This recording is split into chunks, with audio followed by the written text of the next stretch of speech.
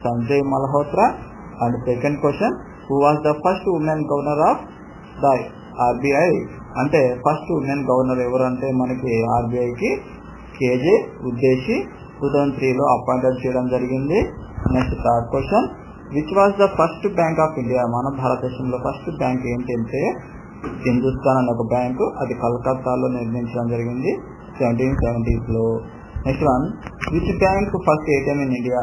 First ఏ bank మనకి ఏటీఎంని introduce చేసిందంటే మన భారతదేశంలో 1987లో హెచ్ఎస్బిసి అనే ఒక బ్యాంకు ముంబై ప్రాంతంలో ఫస్ట్ ఏటీఎంని తీసుకురావడం జరిగింది.